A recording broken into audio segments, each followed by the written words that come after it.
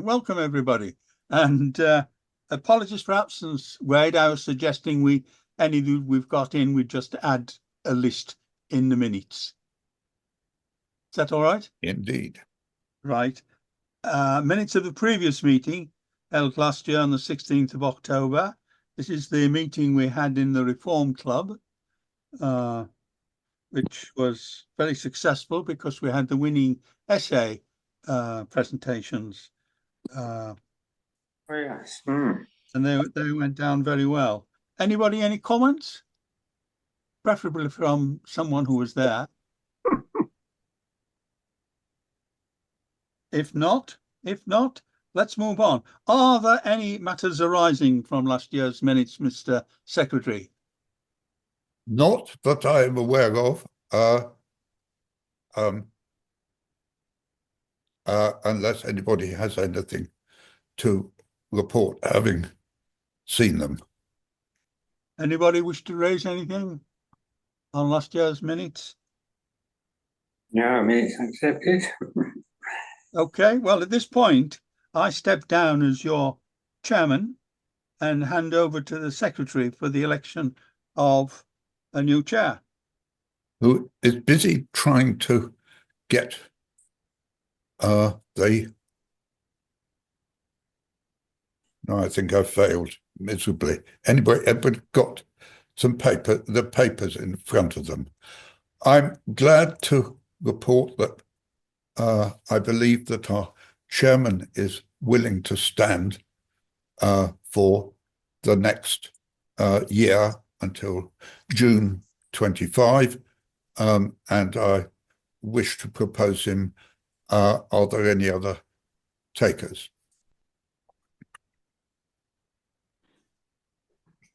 Can we welcome his reappointment and also as a director of the company? Yes, please. Yes. Yes, please. Do we need a second in it? Do you need a seconder or anything like this? That sounds like a good idea. Well, I will volunteer my second.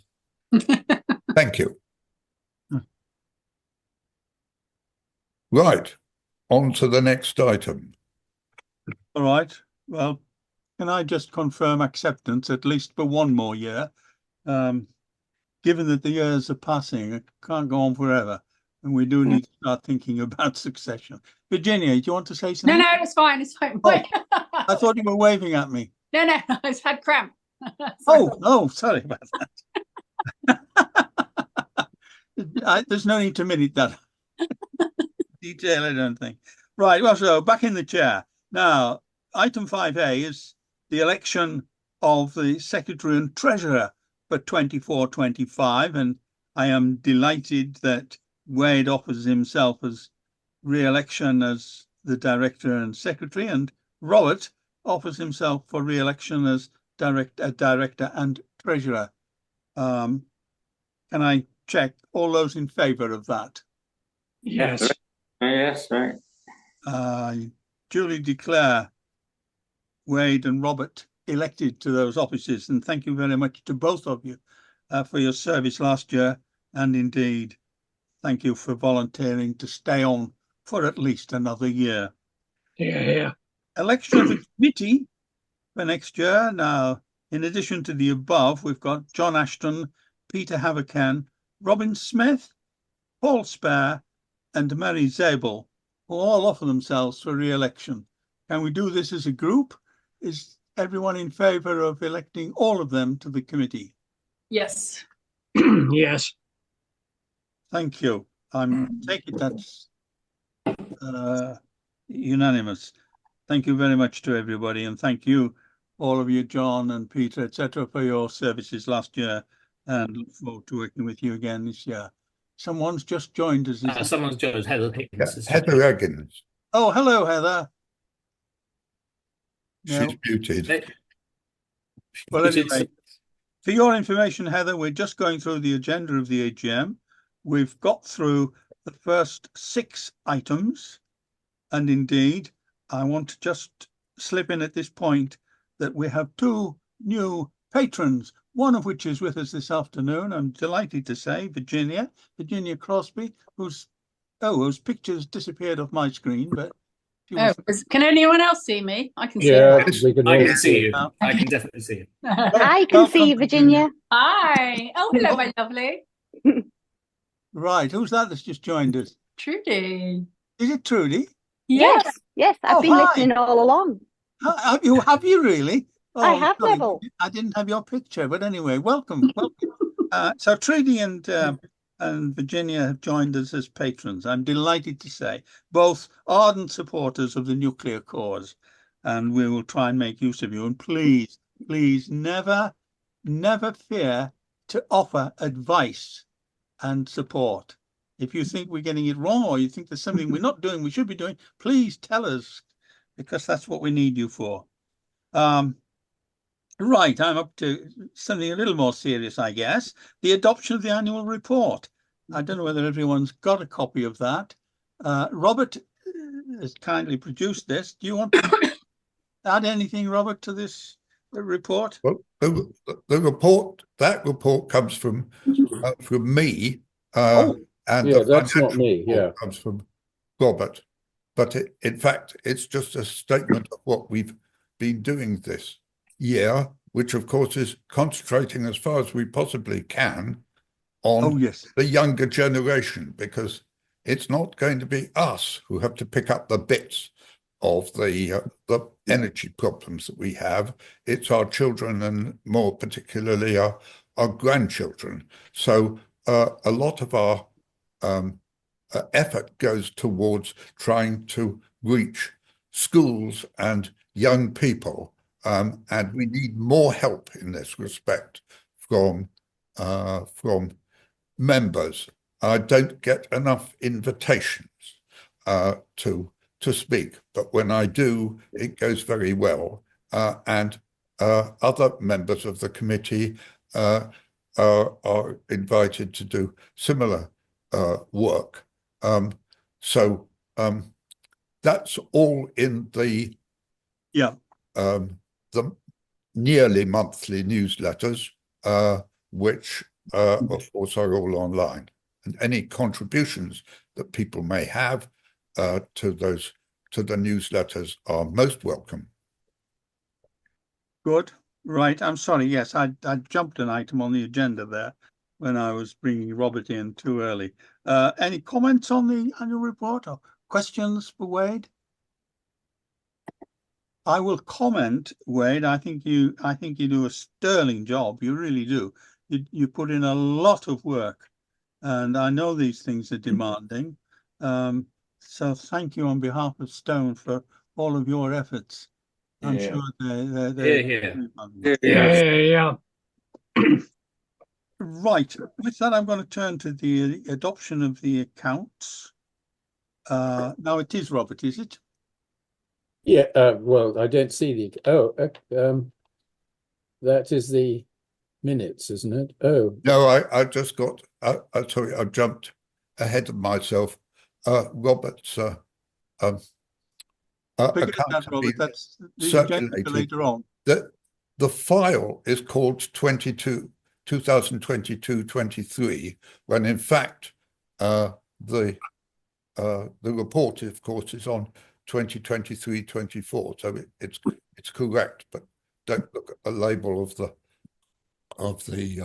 file. It does. Okay. It does, of course, look rather bad, as if we've spent a great deal of money, but that's all to do with the celebrations of the Silver Jubilee, and which is largely covered by a large and generous donation. Robert can say more. well, all I can see is the AGM minutes. It's currently on screen where the screen share shows the supporters of the annual AGM meeting detail. I don't know whether that's on your screen. Yeah, Yes. I can. Let me try. Do I see Terry Wynn? Yes, you do. Hi, Terry. Welcome. Yeah, all right. Good to Hi, see you. Terry. No, Robert, did you have any comments on the Okay, financial you don't need to have the accounts up. Oh, we're screen sharing. There they are. Should be there now. Can you see that? Can you see that? You are screen sharing. Oh, here we Got it. Got it. Excellent. Great. Got it. Right, here we are. Okay. Basically the accounts are pretty well as they always been. However, we had a material donation coming through during the year to cover the prizes for the best essays and also for the celebrations in the House of Lords. So the donations you'll see as being £8,000, and we actually spent 9,000 on basically the cost I've just stated, the prizes and the feast in the House of Lords. Apart from that, everything is pretty much the same. I'd like, while I'm talking about subscriptions, is there anyone who's interested in knowing who's paid and who hasn't? I can. Is it you, John? I do have I have a point on the database that I can record as to who does or doesn't. I've certainly got a point which shows as to who's paying by direct debit or standing order. Do you want me to send you a list? Well, going it there? might be helpful if you're happy to do that. It certainly won't go any further than me from that point of view. So if you do have that, it might be worth cross-referencing just to be if that's it's reasonable. not too. I mean, obviously, I record all payments into our account. There Indeed. are the odd ones that don't relate to membership. I can just quietly remove, and it's relatively easy for me to just send you a list.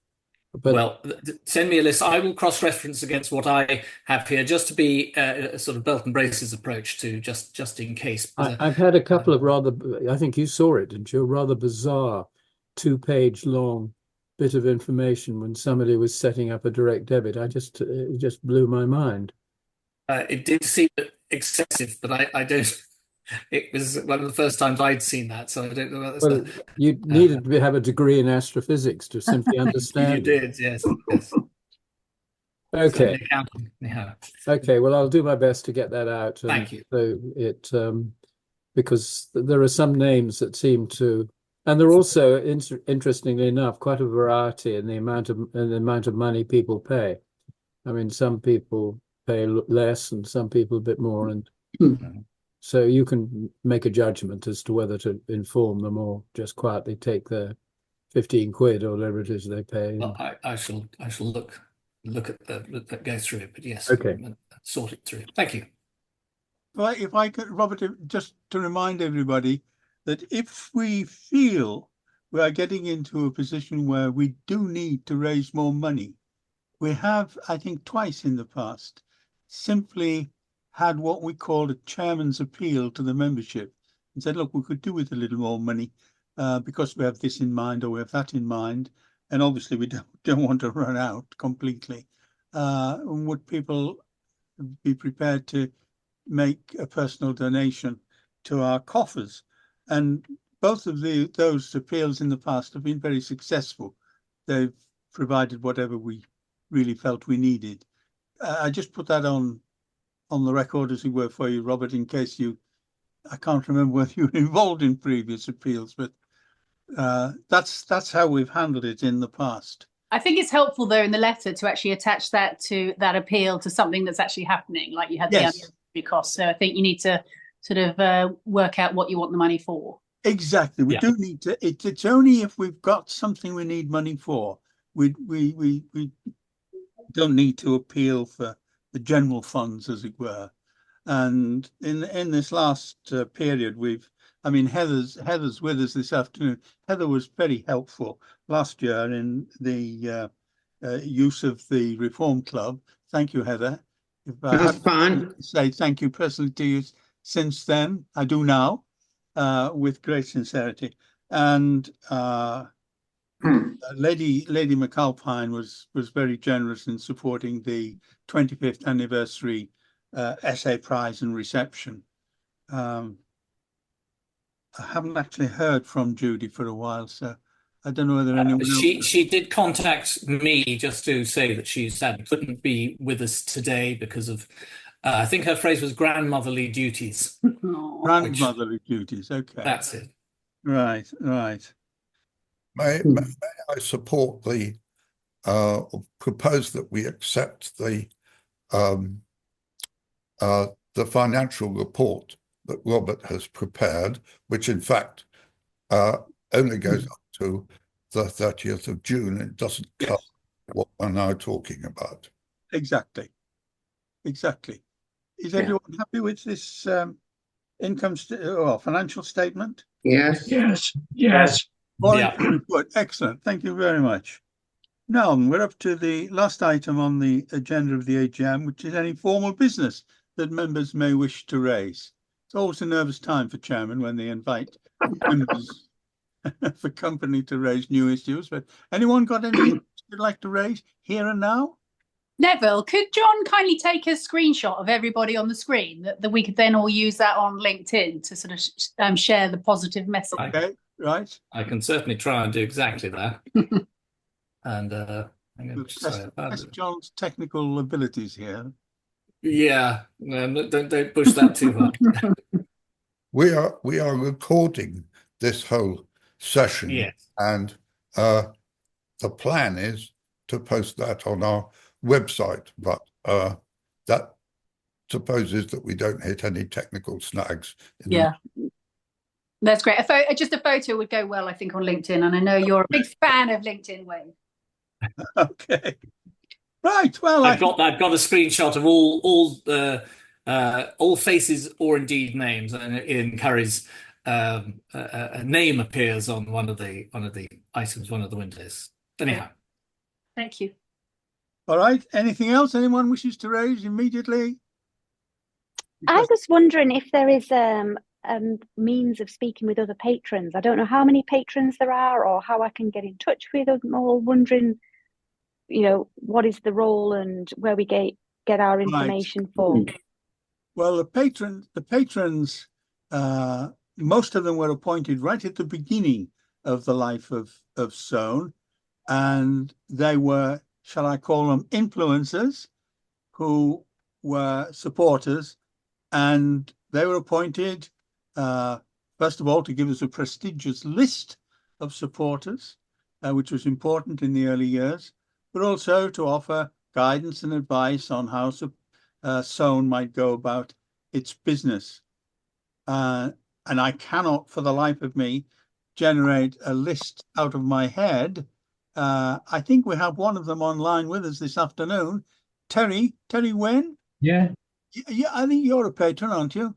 I think so. I'm pretty sure I am, because I don't make a yearly subscription. I must have paid a big lump sum very early on to be. Oh, I don't know. Not all patrons paid anything. Jack Cunningham, I'm a patron. But no, I'm going to run out. But there are. We do have a list. Do we have it, John? We do have a list, and I will can certainly make that list known. We have email addresses. I was trying to find it on my computer as we speak, but my computer doesn't want to do any other work other than Zoom really at the moment. That seems to be the but I certainly do have a list of the current patrons as I hold it, and I can make that. Right. I wonder whether one day we might try and get our patrons together. It'll have to be at an event in London, I know, but. Are you coming to the NIA dinner on the 5th of December at the Grosvenor Hotel? I would love to. How are you going, Virginia? I don't know. I was going to get some ideas from you. I think that would be absolutely brilliant. And even if it's something as simple as a WhatsApp group or other means for us to stay in touch with each other. But the NIA is always the first Thursday in December, isn't it? It's the 5th. Yeah. Yeah. And also Nuclear Empowerment Week, if we've got any involvement with that at all, that would be good to know. Really good. Which is in January. Yeah. But also, once we see this list of patrons, a lot of them might be coming along to the NIA dinner anyway on the 5th. So it might be good to meet in a reception or something then. And you should at least know who they are. Yes, thank you. Read them, you know, it's embarrassing not to know. That would be good. Terry's laughing. He's obviously going to the dinner. No, well, I won't be because I'm getting a new hip in about 3 weeks' time. That's why I won't be going to Capenhurst. I was looking forward to going to Capenhurst because I've not been for quite a number of years. In fact, I was going to ask John or whoever, will there be a report written up about the visit? And if there is, can it be circulated? Well, there's a suggestion, John. Well, it's a fair suggestion. I was kind of thinking that it might have been a Wade's department, but we can do what we can. That would make perfect sense to do that, wouldn't it? To have a report as to what's going on. So certainly. Where's the next visit to? Where's the next visit you're thinking of? Well, I have to say that in my time, there's been so little actual activity, and the number of places to go to have been rather limited. So that we had one visit to Hinkley Point, which was very successful, and this is only the second. Now, I think our patrons might well be encouraging us to have more such visits, but let's see how this one goes. But that's certainly something that has always been on my mind, that we need more visits. I think we did a visit to Column, the fusion project in the We did that about 10 years ago. Yeah. Something like But that. yes, the difficulty is finding somewhere interesting to go these days. We go to Rolls-Royce, to the SMR there. Oh, yes. Yeah, no, Motex have a place in Warrington. They do. There are things going on too. And then in terms of speakers, you know, there's that Trudy will might know the name, but that influencer who does loads on social media for nuclear. She might be quite a nice sort of guest speaker, actually, because I think we could all learn a lot from her in terms of getting the message out. Good. Isodope. Is that the one? Xeon Light. Xeon Light. It is Xeon. Oh, yeah. Xeon we had at our last, at that reception in the House of Lords last November. So we have used Xeon. Zion, I call it. Maybe, I don't know. She also spoke at our last panel meeting. That is to say, the previous panel meeting, like we're about to have, when during lockdown, and one of our contributors. Okay. She's extremely good. Okay. And impressive because of her background. I mean, to be able to take a passionate environmentalist, environmental campaigner, and put her up as an advocate for nuclear, I think is quite significant. It's quite important. I'd be quite happy to take a few notes, John, at Capenhurst, within the limits of whatever the guide permits. Well, that'd be extremely helpful. That would be extremely helpful. Yes, please. Okay. I'd be grateful for that, Paul. I really would. Okay. Well, I'm sorry, Terry, you won't be with us on Thursday. I'm pretty immobile at present, so it's right. It's a shame. Anything else? Anything else anybody wants to raise? And then we can bounce on, I think, should be about 2:30, to our panelists. Can I just ask the next meeting is? When is everyone getting together? Sorry, the next committee meeting. Yeah, the next Zoom. Is it just the annual AGM every year, or what? No. We don't everybody get together, but we have an executive committee or whatever you want to call it, who get together regularly. Okay. But maybe that's an idea. We should have a Zoom meeting for all members a little more frequently than once a year. Yeah. Because things change, policies change, ideas change. So can we take that one with us? Virginia, Yes, we'll take that on board. thank you.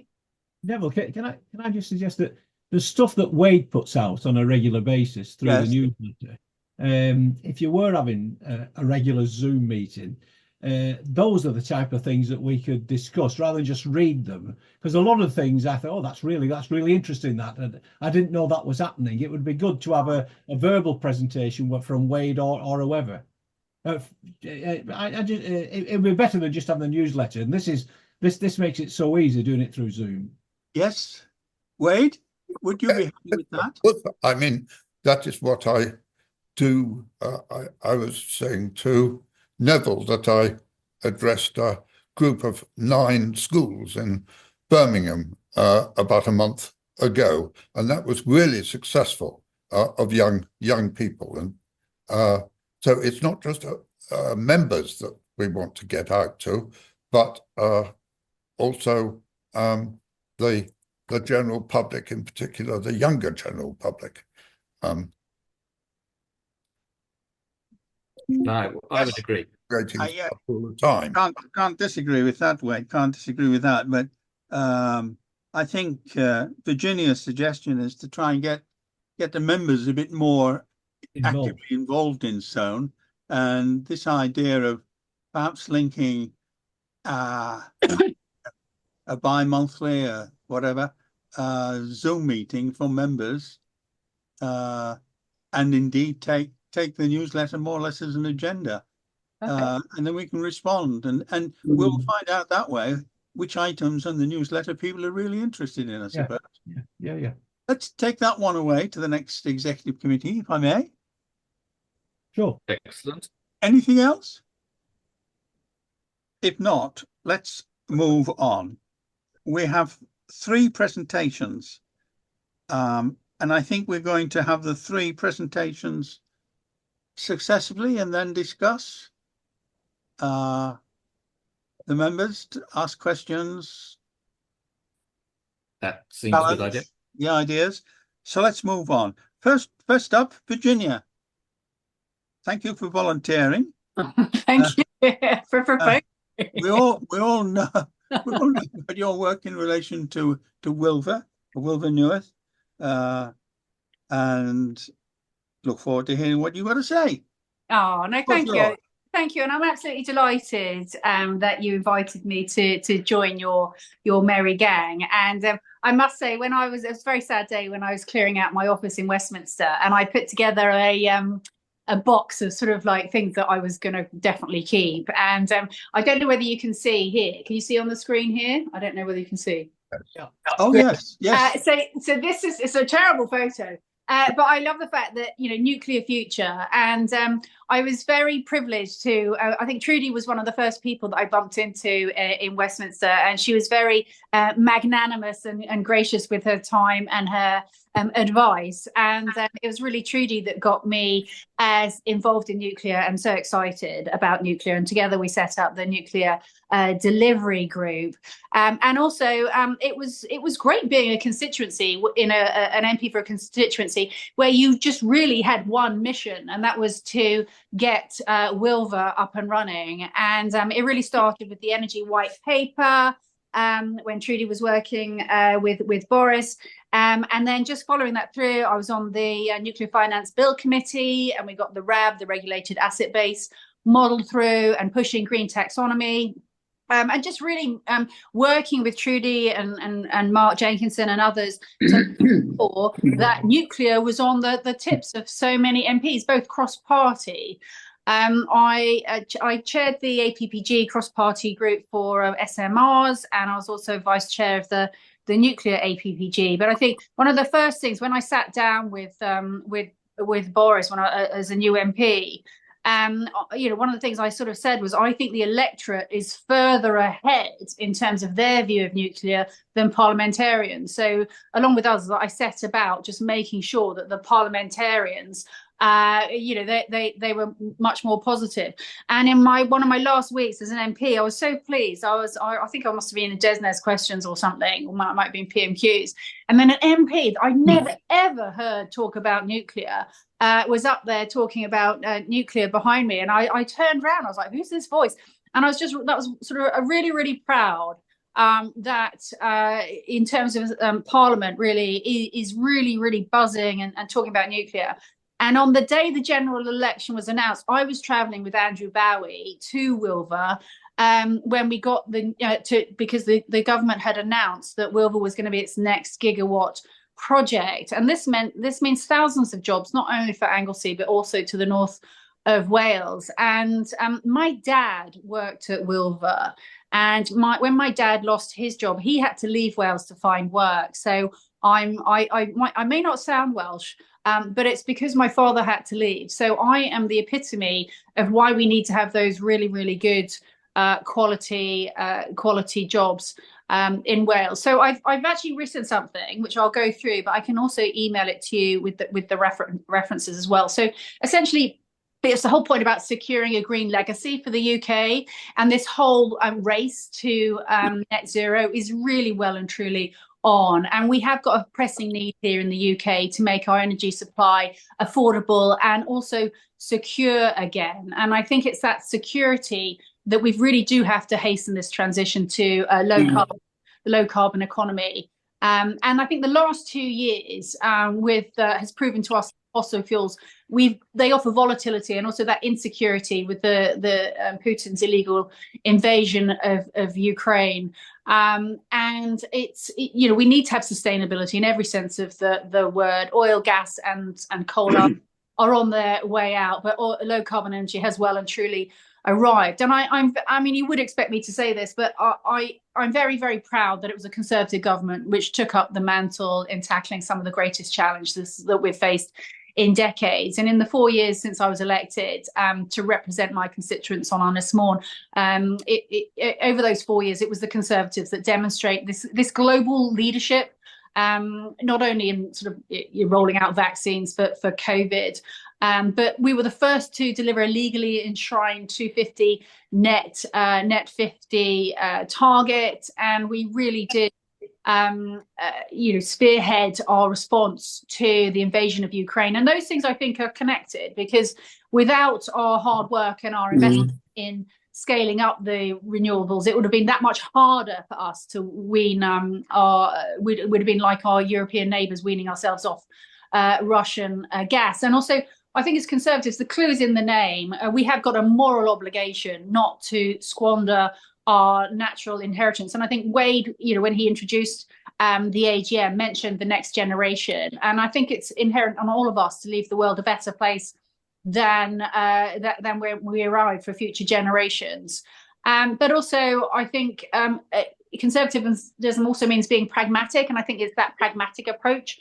So facing up to the basic fact that the age of fossil fuel dominance is over, and we're entering a new era of low carbon energy.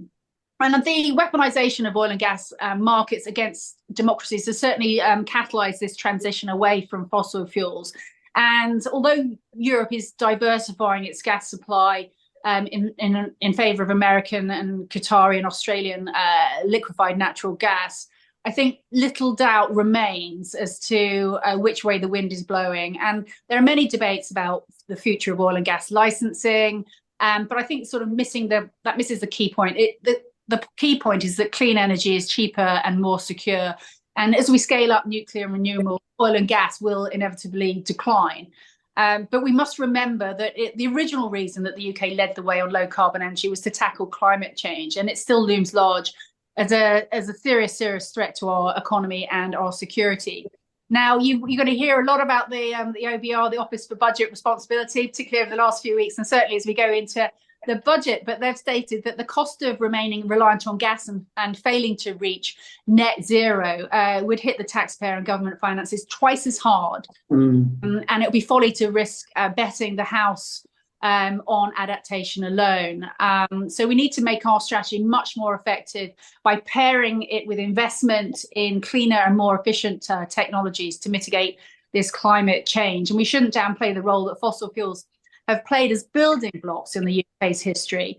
But the times have changed, and really gas is no longer the economic mainstay it once was. And if we don't fully embrace the energy transition, we run the very real risk of being left in the left behind, left in the dust by other advanced economies who do so. And we shouldn't risk gambling our future by continuing to depend so heavily on fossil fuel when we've got such a natural advantage in generating low carbon energy.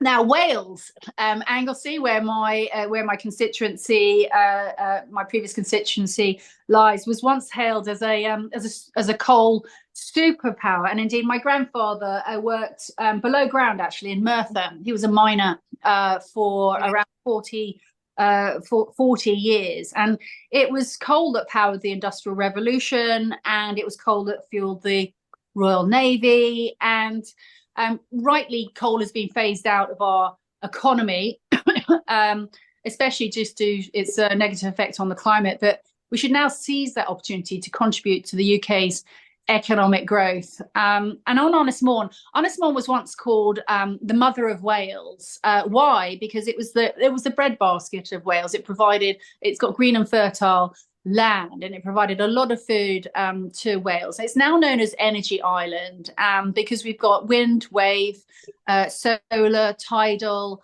hydrogen, and really, I really hope that we've got nuclear as well. And we've also got the Celtic Sea, which is down the coast from Anglesey, which has got enormous potential to harness the power of the Atlantic winds with the floating offshore turbines. We've got Mona BP and Morgan BP, not to be confused with Lightsource BP, which are solar. Now, the government, we had a great record in promoting low carbon energy, both through policy and also in terms of fiscal support. And I think it was the Contracts for Difference, the introduction of Contracts for Difference in 2014, that really has overseen the doubling of offshore wind capacity. And also the scheme has been saving the taxpayer money, forecast over £10 billion by 2027. And I've got some links in my report that show you where that data's from. And I think the recent launch of Great British Nuclear and the additional funding has been really well received by the sector for economic growth and also our energy security. Now, on Honest Morn, we've got Wilver, the nuclear power station, and this will be transformational for the jobs and growth. And if you look at a lot of the power stations around the UK are on those coastal communities where they are quite deprived communities, and those are a great jobs. The whole of the island would actually benefit from Wilver, right the way down to garages that do MOTs, to sort of coffee shops and sandwich shops. I went out to America recently, and one of the things I was interested in was the US's Inflation Reduction Act, and what's that going to mean for our European net zeros and getting access to capital and access to cash. And I think that the key thing we need to do is make sure that the UK is an attractive place to invest, and we make the most of these resources. It will be remiss not to mention the most of our skilled workforce in the energy sector. And of course, in the UK, we have got the oil and the gas sector, who've played host to a wealth of talented workers over the decades. And it's important that we make that transition to keep using this expertise. So move from a declining sector. And we don't waste that valuable human resource. 90% of those who work in the oil and gas sector are well positioned to transfer their skills into renewables such as offshore wind and the energy sector. So we can avoid reinventing the wheel when we are when we're training and upskilling. And I also want to mention offshore wind, how it's a golden opportunity. We've got some of the windiest seas in Europe. We've got world-class locations, homegrown renewable power. And I think that for Anglesey, it really is exciting. And hopefully you will be able to, after Capenhurst, you'll be able to have a trip to Anglesey, and I can show you Wilver. But also I think you can see the Holyhead Hydrogen Hub, because I think if we're going to decarbonise the transport sector, nuclear is going to be key to that. But also I think Trudy, and I think we called it pink hydrogen, is going to be key to the transport sector. Now, at the start of 23, the Rishi Sunak, the Prime Minister, he set out the objectives, these 5 objectives he had, and it was sort of halving inflation, growing the economy, and a lot of these could be solved with investing into the sector and bringing cheaper sources of renewable energy online faster. And to make attracting investment into the sector as easy as possible. And I really hope that we'll see more incentives from the Treasury and more fiscal policy to make that investment into carbon energy more attractive for investors. And I think this expensing policy that the government had, where we've got firms can deduct 100% of their investment costs from their corporation tax bill. I think that will obviously help in terms of getting investment into clean energy and then make clean energy cheaper. And then also planning and approval processes take several years, and they make, I think that is where we can get regulatory alignment is quite important in the nuclear sector. And I just wanted to sort of end by saying that I think the last few years will go down as a turning point in the history of energy due to the Russians' invasion of Ukraine. But I think we should, the UK government should make sure the UK is firmly on track regarding our energy sovereignty. And I think relying on dwindling reserves and increasing imports of oil and gas will fail to restore our energy security. It's a transition, and it's the security that will remain the priority to keep our homes, businesses, hospitals and schools running. And it's only by transitioning this clean energy can we do affordably and sustainably into the future. Thank you. I hope that helpful. That was a tour de force, yes. Thank you, Virginia. That was interesting. Lots of fascinating points there. And I'm sure people might want to challenge you on one or two of them, but we'll wait for that pleasure. I think we'll go through the other presentations first. Is that right? Wade, are you happy with that? Yeah, I think that's probably the best thing. Otherwise, we'll get bogged down, because I'm sure we could spend to get Diana's. Yes. Diana, are you still with us? Yeah, I'm here. Oh, hi again. Right. Okay. Right. Well, the next half hour is yours. Do you have your Diana? Do you have your own Yeah, slides? if you can enable the screen sharing. Yeah. Yes. I hope you've got. Are you able to share screen? Host disabled participation screen sharing. If you can allow me to, then Go ahead. Does that allow has that allowed you to share screen? yes, yeah, just a sec. Right. Okay, there we are. Yeah. Yeah. I've prepared the presentation for the meeting to, let's say, make it to the presentation more productive. I'm firstly sorry for my voice. I've been sick with a freshest flu that goes around my university for quite a while, and I think I haven't got my full voice back, but I'll try my best. So I want to start with saying hello, everyone. It is great honor and pleasure to be speaking in front of such a distinguished audience today. I'd like to begin by expressing my heartfelt thanks to Wade Allison for introducing me to this community of supporters of nuclear energy. And today I will be sharing insights into the global nuclear outlook, because, as you know, I work and I try to bridge nations in nuclear energy and energy security.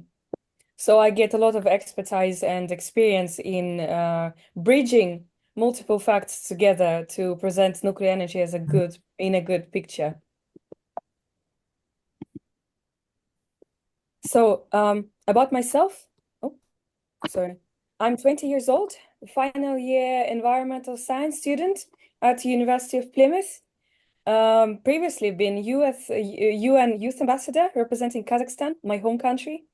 at various UN high-level conferences, headed the delegation of and was speaking to the UN at climate summits like COP16 and COP26 in Glasgow, COP28 in Dubai, Kenyan Environmental Assembly, and more.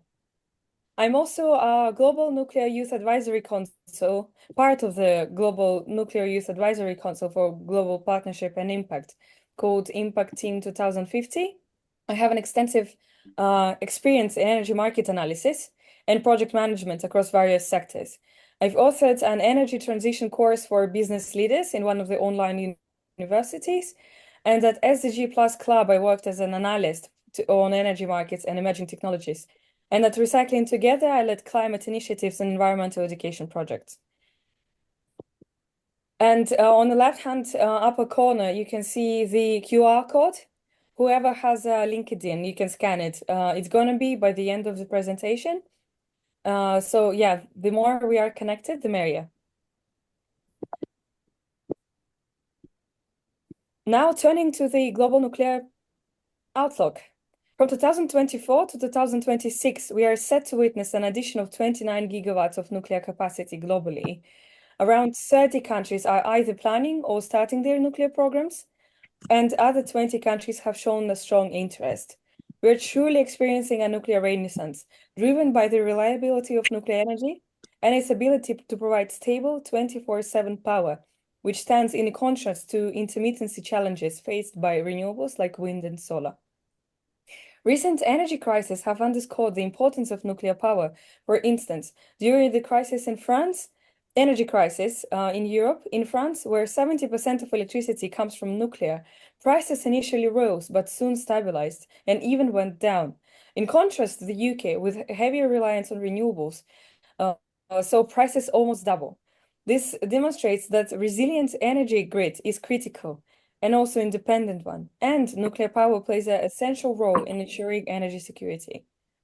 In 2024, the Brussels Nuclear Energy Summit saw 32 nations reaffirm their commitment to nuclear energy. Similarly, at COP28 in Dubai, where I have been lucky to be in, 25 countries signed a joint declaration to triple nuclear power capacity by 2050, with plans to add 700 gigawatts to the current 370. This steady growth is expected to continue, with global nuclear power generation projected to grow by 3% annually through 2026, reaching new records by 2025. Over the past 2 decades, nuclear energy has continually broken its records. Next major growth hotspot for nuclear energy will be Asia. The next major growth where annual nuclear capacity additions are expected to reach 27 gigawatts by 2030, surpassing any previous decade. By the International Energy Agency,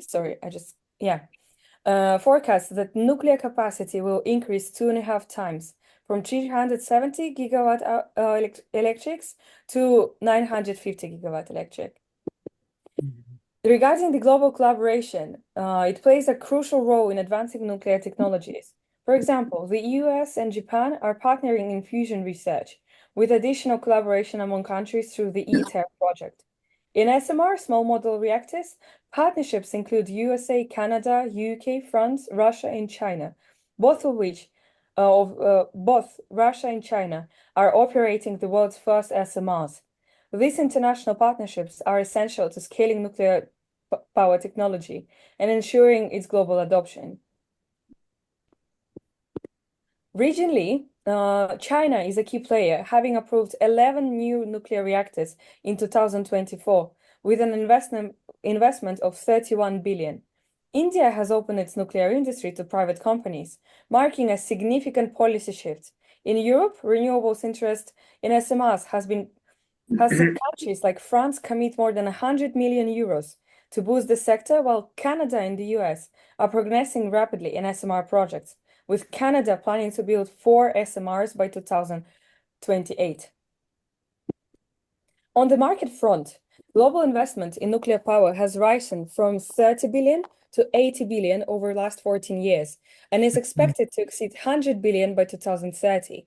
By 2050, this could reach 1.5 trillion, largely due to growing of SMRs. These reactors are forecasted to see 50% cost reducing by 2050 reactors. Compared to 2030, making them a vital part of the nuclear future. You've been saying something? Sorry. Sorry, I didn't hear anything. Carry on. Yeah, the SMR market is set to grow at 15.8 annual rate, with significant investments being funneled into their development. The more we build, the cheaper and more efficient nuclear technologies will become. As we build expertise and drive down costs through innovation, nuclear stations already operate with such an efficiency that they are often invisible in everyday life, quietly supplying power around the clock.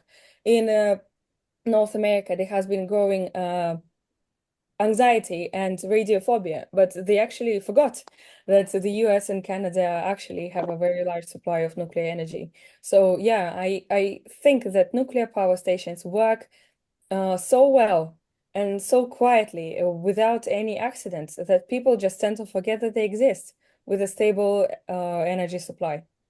Let's now turn to uranium, the strongest performing commodity in 2023.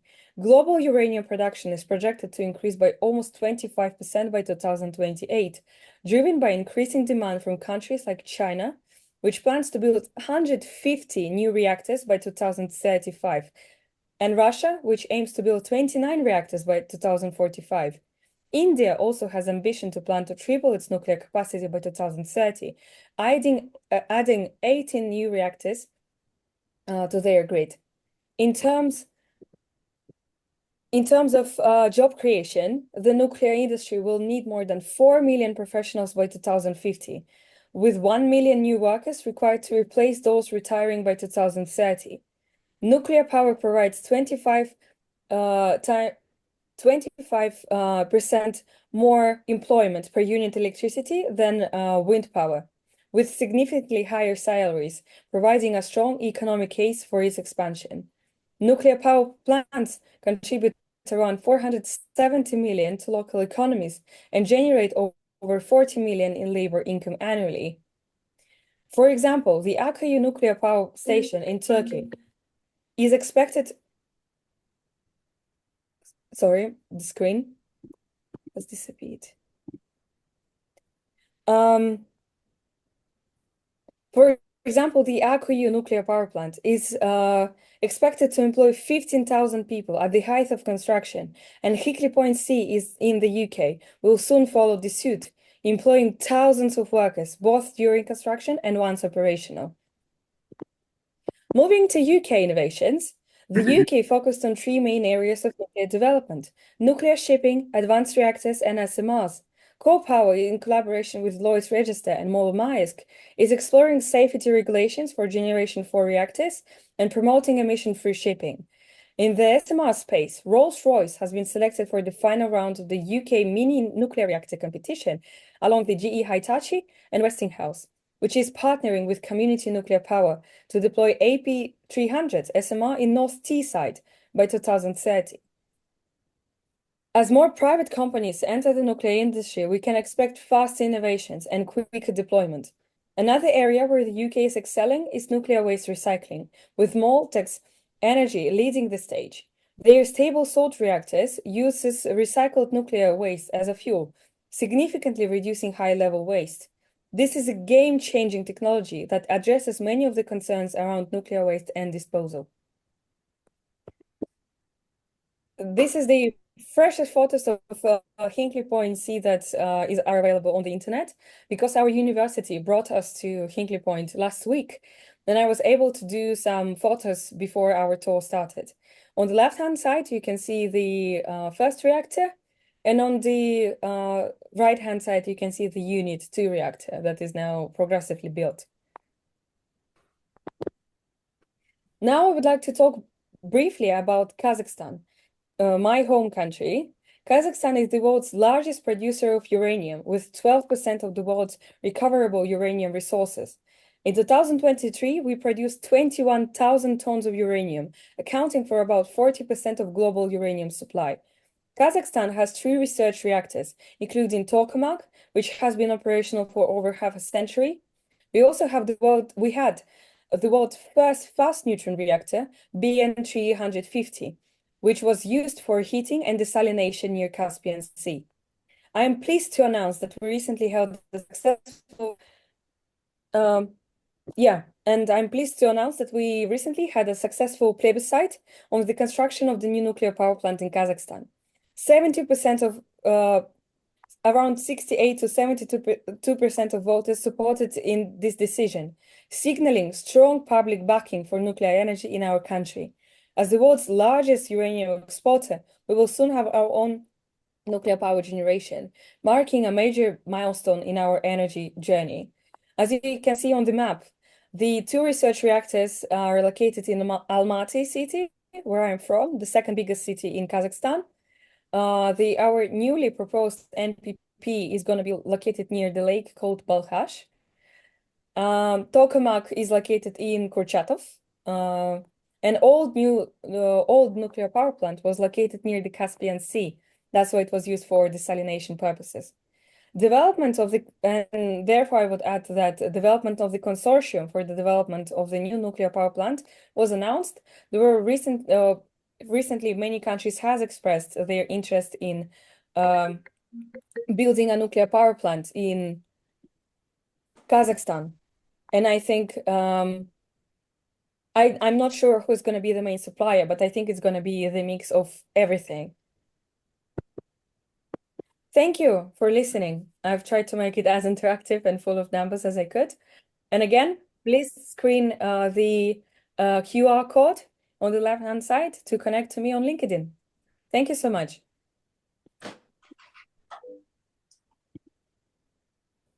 Thank you, Diana. Yes, thank you very much. Yes, very fascinating. You've done a lot of work, a lot of research into this. Very impressive, I have to say. Yeah. I'm writing a dissertation now on nuclear, and that's my main topic. So it was a pure joy to How make many thousand pages will that be? Anyway, brilliant. Thank you, Diana. Has anyone any quick questions for Diana before we move on? And we'll debate the points a bit later, because if not, let's just move quickly on. I think our third presenter is well known to us, of course. It's Wade himself. Wade, your piece, please. Thank you, Neville. An academic, perhaps I stand back and look at, for instance, I hear Virginia arguing that everything should be made possible by government, but there are problems. For instance, that governments expect that the economy will grow, and growth can only come from each of us doing something more. The prosperity of the nation has to come from what we do, that is our productivity. Now, a call to raise this suggests that we all have to work hard. Now, there are 2 things happening that people don't like to talk about very much. One is that the population is aging, and secondly, that the birth rate is declining very precipitately. And this makes it very unlikely that if we go about doing things in the same way, that everything's going to not grow, it's going to collapse. In the past, a major uplift in productivity has occurred whenever a new source of energy has been engaged. Energy is a scientific synonym for effort, and so productivity rises when a new mechanism relieves us of extra work. What can we learn from how this happened in the past? How does this provide an answer to today? And if so, why aren't we already doing it? 1 million years ago in the Promethean revolution, the world accepted fire into the home. the public education and safety discipline required must have triggered major social change. Whatever the disruption, its effect was far outweighed by the leap in productivity and the quality of life that followed. The supremacy of human beings over other creatures was firmly established, and although its dangers persisted, human prosperity has never looked back. We surmise that the communication and education were essential. Distrust and secrecy were certainly no part of the story.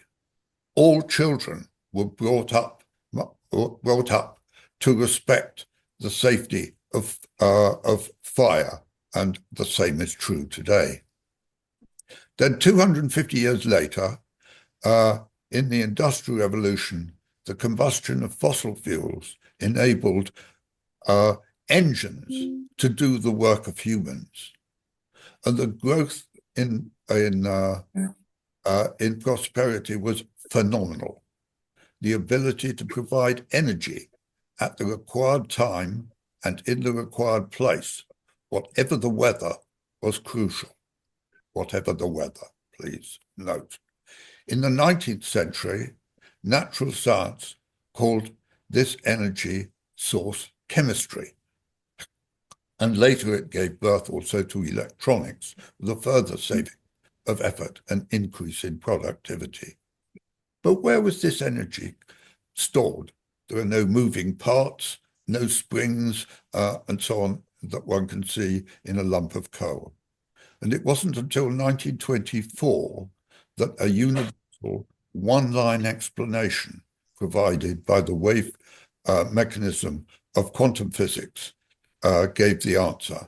Matter is composed of atoms, each composed of electrons and the nucleus, and the quantum calculation behavior of atomic electrons accounts for all of chemistry and all electronics very precisely.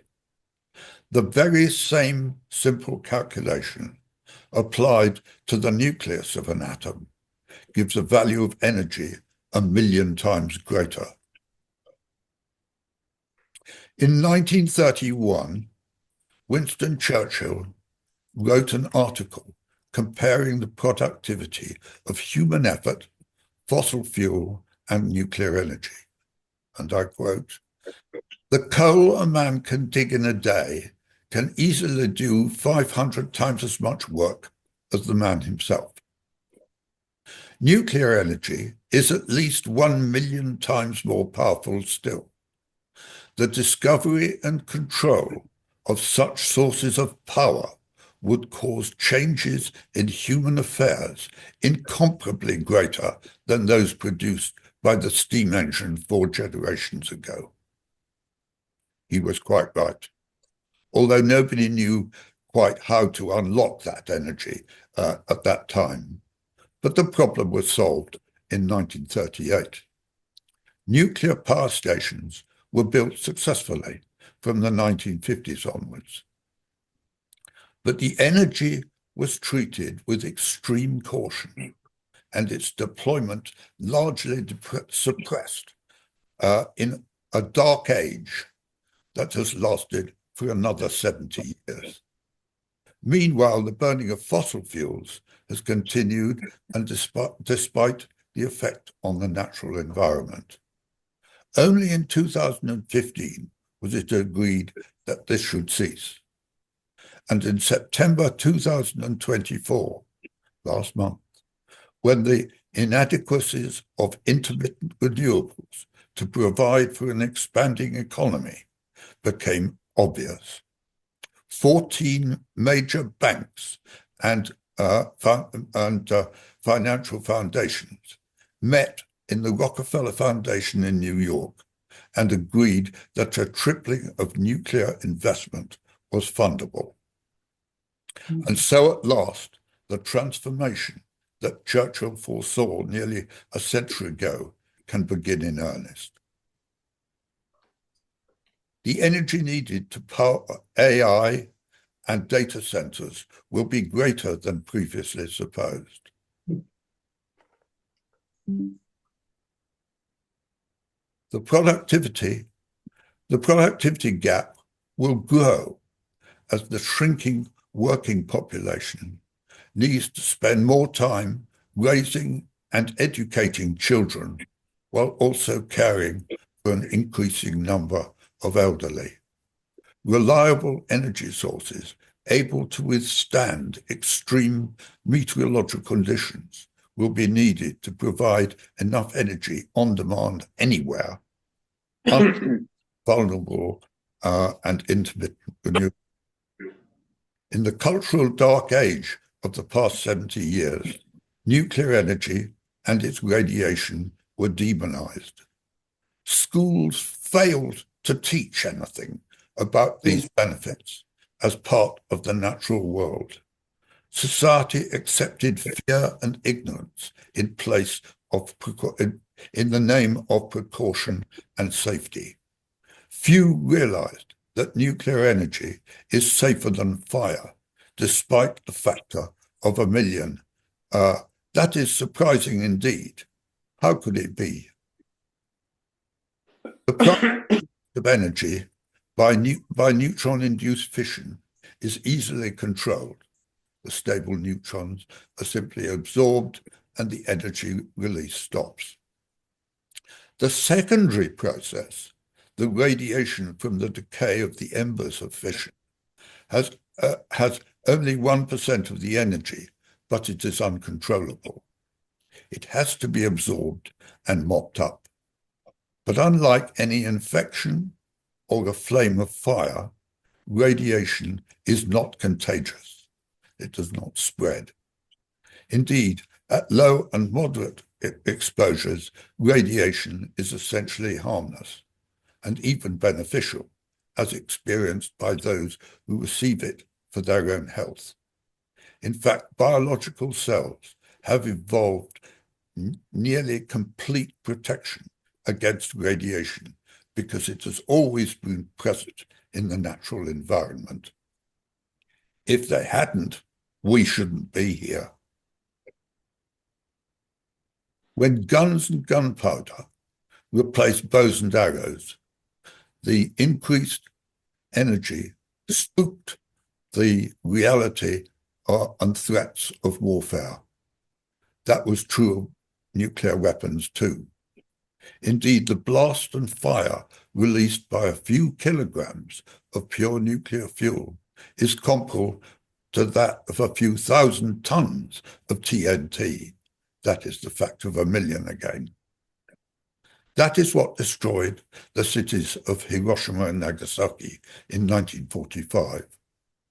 However, data on the health of survivors confirm that the secondary radiation caused less than 0.5% of additional deaths. Still, the ghoulish story that has prevailed ever since has emphasized radiation with its supposed delayed and widespread effects. For many decades now, Hiroshima and Nagasaki have been thriving cities. The disaster of Fukushima caused no casualties from radiation at all, but fear of it had serious worldwide economic, environmental, and social consequences. Nonetheless, dread of nuclear apocalypse continues to be used for political purposes, though unsupported by any scientific evidence. This is not to say that the effects of a nuclear explosion is not very destructive indeed, but it is local and short-term, and the radiation plays a relatively small part. So we should hasten the vast benefit that nuclear energy can bring to human prosperity. No doubt there will be setbacks, as there were in the early days of the Industrial Revolution, as one gets from reading Dickens and the like. Impending automation will cause unrest in a shrinking population. Immigration may provide effort to plug the productivity gap for a while, but birth rates are falling everywhere. In a few decades, the benefit of this current political irritant will not even be available. Then the effort required, provided for extra energy we needed essentially to support life as we know it, and that will have to come from nuclear energy. More humans will be needed to care for the elderly and to educate children about the natural world without the precautionary redactions. Then, to restore the birth rate, cultural changes will have the changes in cultural status of motherhood will have to be considered. Thank you.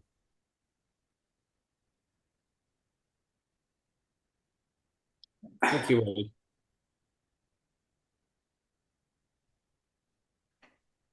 Well, that was extremely informative. Thank you.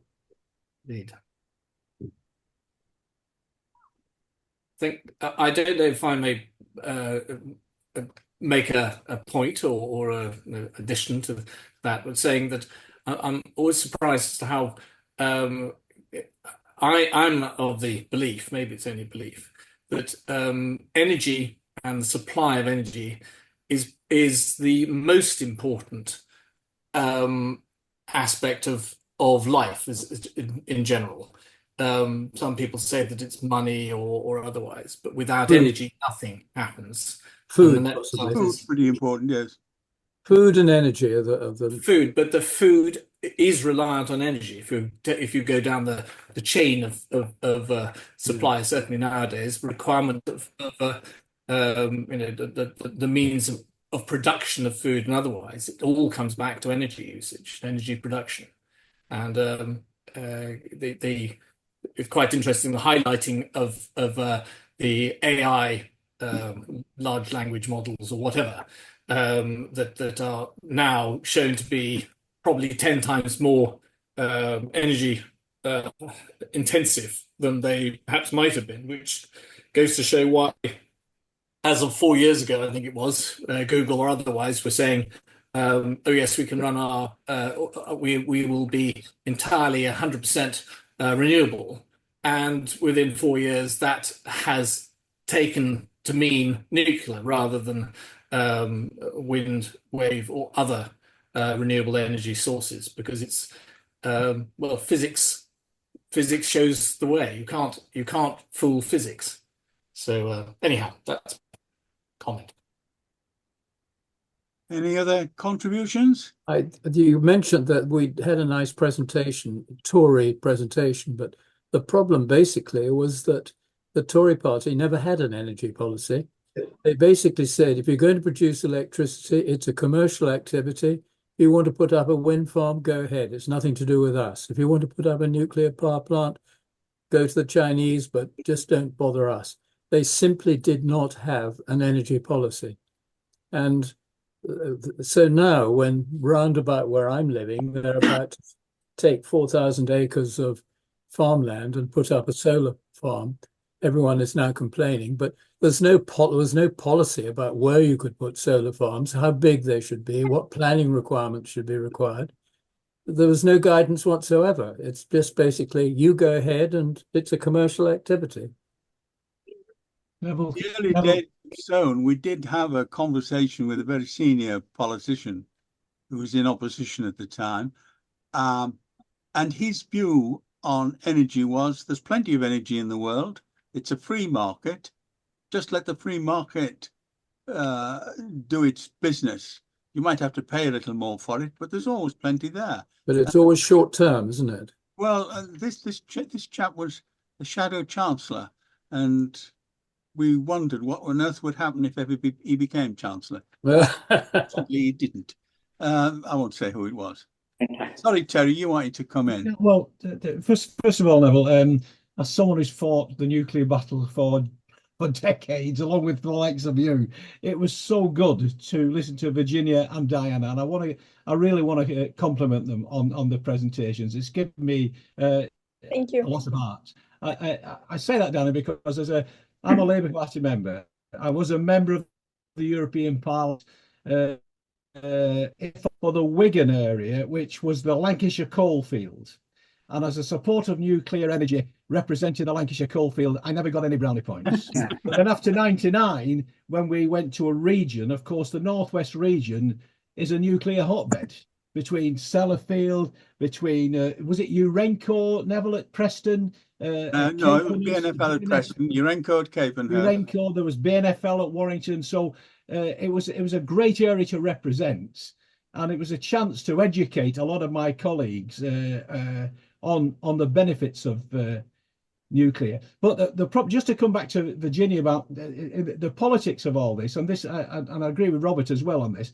1997, John Selwyn Gomer's last act as Environment Minister was to block the deep repository in Sellafield for nuclear waste.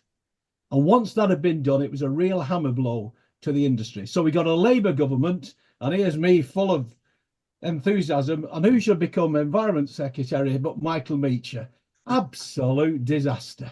I mean, he was anti-nuclear, nothing could be done. And the Labour government had a succession of energy ministers, the best one being Brian Wilson, who only lasted a year, and he resigned because he couldn't figure out what the government's energy policy was. So it's been a continuous. So what are your thoughts on Ed Miliband then? Because obviously we've seen quite a lot in terms of solar.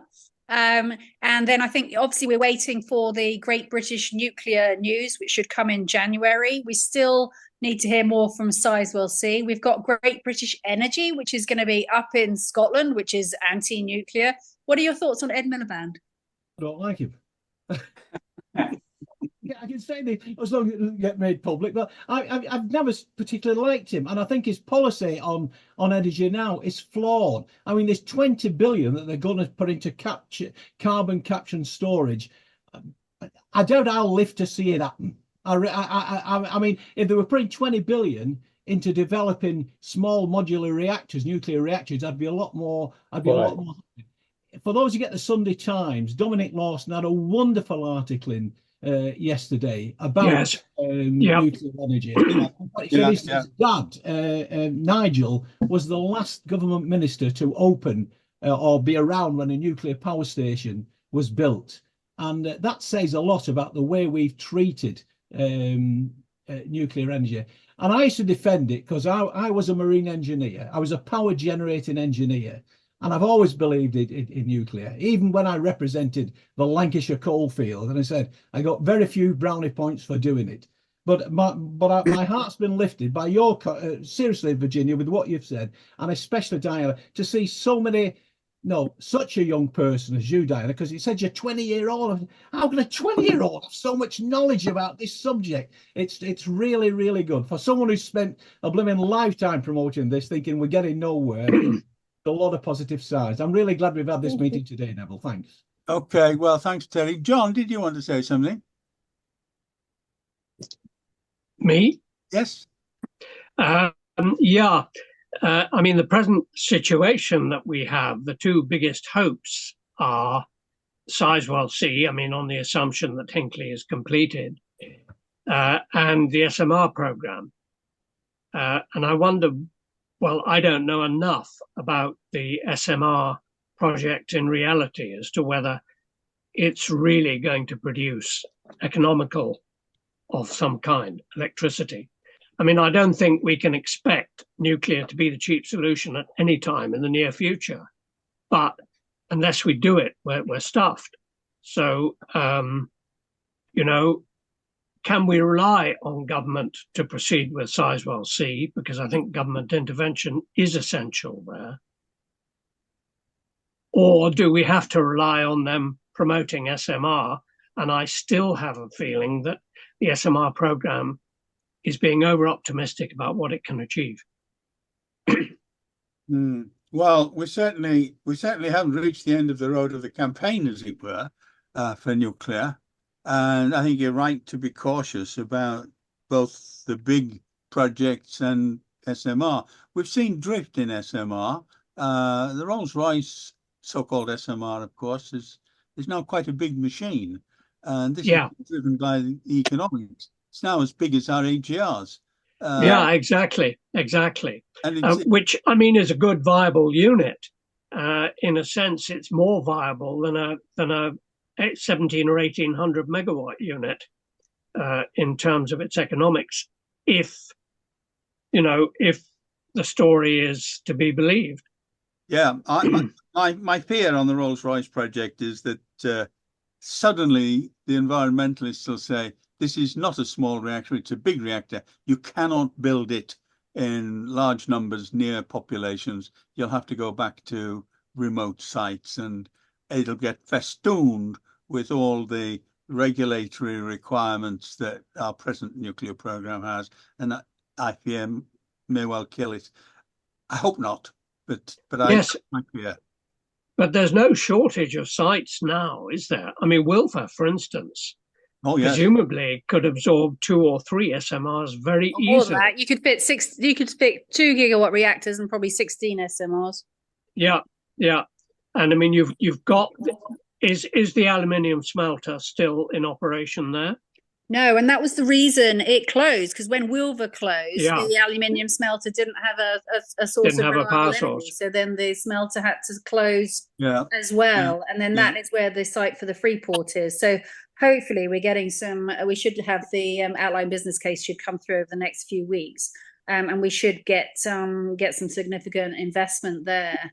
But yes, it's a great site, not only the Wilver, but also the old aluminium site. It's lots of sort of brownfield acres. And I think when we've been hearing from the likes of Amazon, etc., investing in nuclear and investing in SMRs and actually getting access to energy for AI, places like the brownfield sites on Anglesey would be great for any high energy use sector. So we're thinking data collection, desalination, ceramics, fertilizer, all of those are high energy use, and you could put an SMR next to them. I don't know whether many of you have seen the Oliver Stone documentary about SMRs. It's quite long, but it's really worth watching. No, haven't seen it. No, but actually, I mean, there's a very good cable link for Wilfer anyway, isn't it? I mean, it does contribute to the grid very considerably. So yeah, exactly. And I think this whole grid connection is really, really important. And part of it is a sort of we're talking about battery storage, but also we need to be really looking at that grid connection. And the part of this delay is really relating to investment in the grid connection. Yeah. Thank you. There have been some rather interesting changes in the grid structure in this country, mine since Wilfer closed, to be honest. I live very near the link. I did once say to the Welsh Affairs Committee, I live 60 miles downwind of Wilfer and 30 miles downwind of Trosveneth. And the committee were interested to know whether it worried me or not. Well, I've lived here for quite a long time with my family. It's not worried me at all. I'd be happy to live downstream of a revitalised Wilfer any day. But we've got to be careful. The national grid is changing. We've seen some very peculiar changes. I've seen that line gradually being not dismantled but downgraded. We've seen this ridiculous West Coast link from Western Scotland down to the Deeside hub, and a huge cost. And goodness knows whether we get any benefit in the end out of it.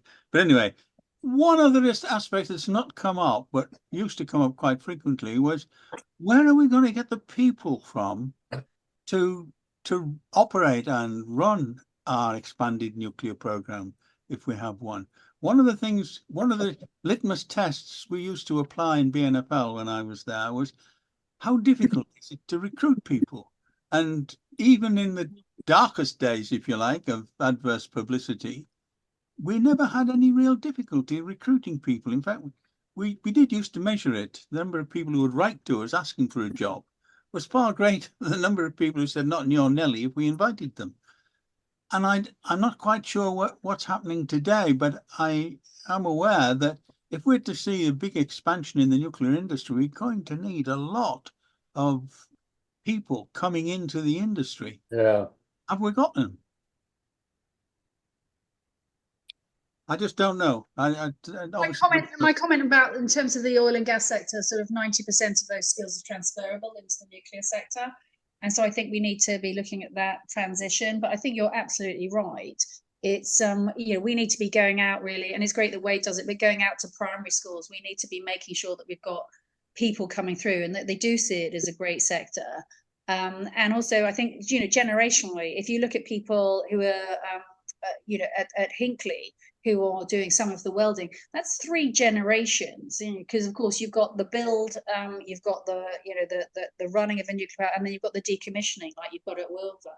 So it's 3 generations in a family can actually benefit from the nuclear sector. I actually took some of the Urenco apprentices to one of my secondary colleges on the island in Llangefni, and it was great. I made sure that they spoke, not the management, and they were talking about the average salary at Capenhurst being £55,000. Now, Capenhurst is probably 1 hour, 12 minutes from Llangefni. That's not a bad salary when the average salary on Anglesey is 27,000. So these kids, they were, 18 years old, studying engineering, and it was just great for them to hear from these young people how what a career in the nuclear sector meant. But also, these apprentices were talking about how Urenco had flexi time, how they worked 4 days a week, how they could do a degree, they could do a master's, they could do a PhD, overtime, etc., etc. It was fabulous, and I think we just need to get these youngsters out advocating for skilling up into the sector. Yeah, it's a great industry to work in. It really is. Well, hopefully the construction program of Sizewell would follow Hinkley sufficiently, because the delays seem to be such that there'll be. There's a huge body of people at Hinkley, yes, but they're now presumably more centred on the build of the second unit in general construction terms, and come Sizewell, they'll be able to move on to there. The operation actually doesn't take a huge number of people.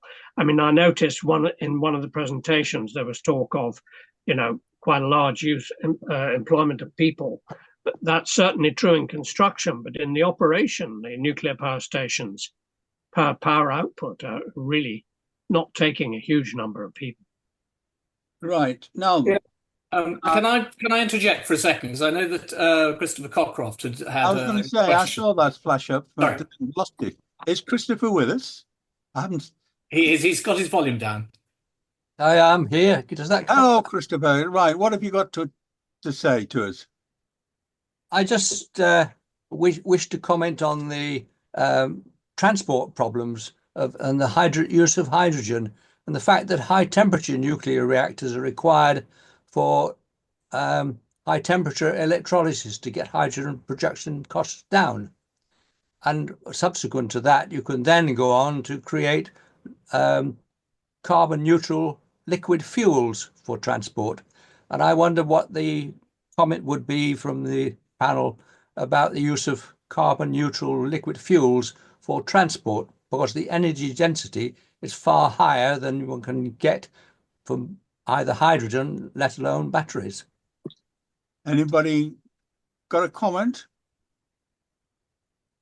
I think you're too advanced for us, Christopher. I think it makes a really good point, because I think we're talking about net zero, and we're talking about sort of cars and homes and things, but actually it's the whole transport sector. And I think if we look at Core Power, what they're trying to do with SMRs on sort of container ships and things, I think that really is the holy grail.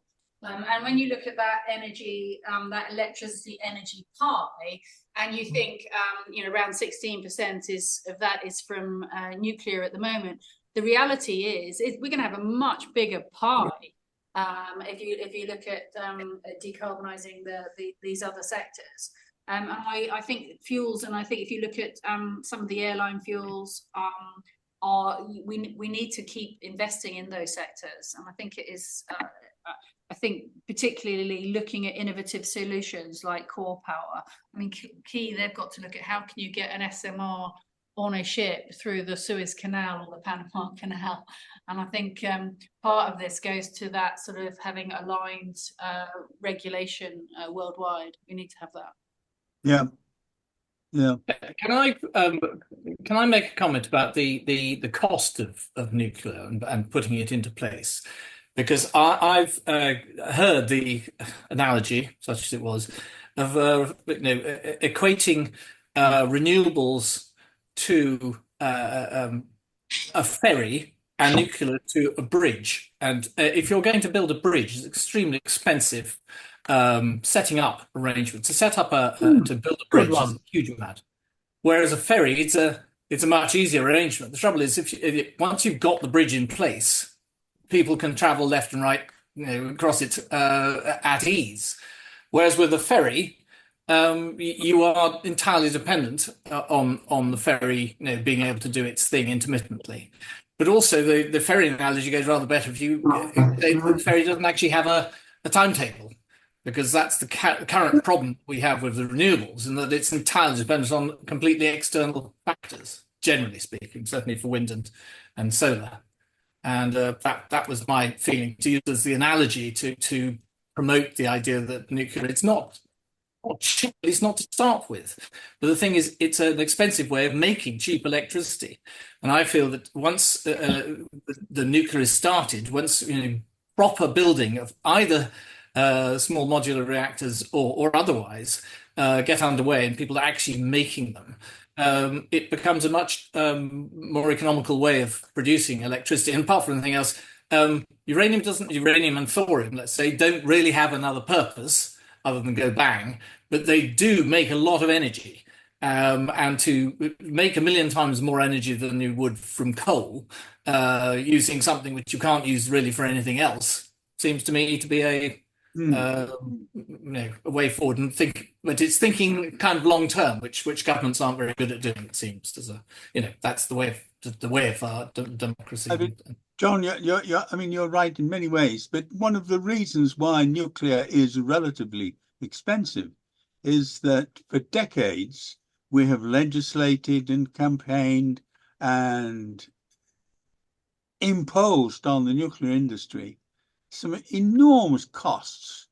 No, I'm so totally aware of that. I could agree. Yeah, more. Right over the top. Yeah. I think that's particularly true of Rolls-Royce, where because it's an SMR that's being used, a pressurized water reactor, even though it was developed for the use in nuclear submarines originally, the huge cost of having that pressure, that secondary containment building, is really going to cripple that particular model. Whereas molten salt reactors that are being produced, once they can be made to work, and that is the problem, is getting them over the hurdle of the development stage, they will operate at atmospheric pressure and will not need containment buildings. Yes. So that 9250 per megawatt hour for Hinkley C, and obviously that will go down to 89 megawatt hour once we've got Sizewell C up and running. That includes the cost of the decommissioning. And I think what we're seeing with a lot of these nuclear power stations is their life is being extended by 10, if not 20, if not 30 years. Yeah, absolutely. So part of the issue is we're not comparing apples with apples. No. And I think the contract for difference was great for getting new entrants into the renewable sectors. But until we can actually store energy, the fact that literally the percentage time that a nuclear power station is not working is tiny compared to wind and wave. And we haven't really started disposing of these solar panels or these wind turbines. And these companies, whenever I speak to them about solar powers, they cannot guarantee that those solar panels are not imported. The provenance is very hard for us to, it's very important. And I think, this is the opportunity with nuclear, is to have thousands of homegrown jobs. And I think that is absolutely good quality homegrown jobs. Wade, you want to contribute? Yes, could I just make a technical point? You can't make energy. It's conserved. It's there already. You can't get rid of it. It's just transform it. And when people talk about storing energy, that's only putting it in from one can into another. So storing energy is not a problem. Nuclear, coal or uranium is a store of energy. So you don't have to store it somewhere. It is its own store. And the only problem is if the store leaks. And the problem with batteries and indeed with fossil fuels, if they start burning, is the energy can leak out, and then that becomes dangerous. But the safety of nuclear energy is surprisingly so safe that it doesn't leak out. It is its own store.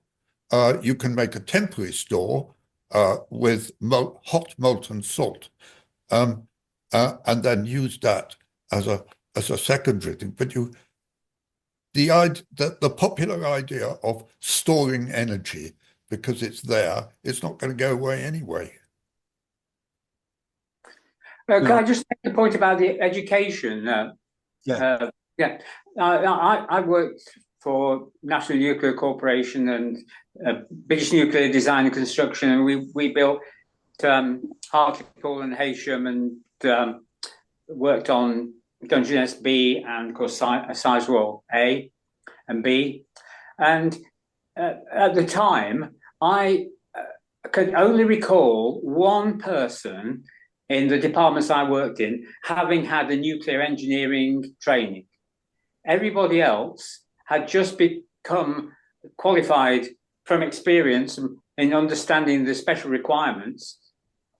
And so you just took normal mechanical and electrical engineers, and you supported them with the physics specialists, and you didn't have to have people specifically trained in the nuclear engineering, which I think at the time was only undertaken by Queen Mary College in London. I don't know how BNFL managed that, but certainly the training and education of specialists in the nuclear field can be, to some extent, acquired just through the employment.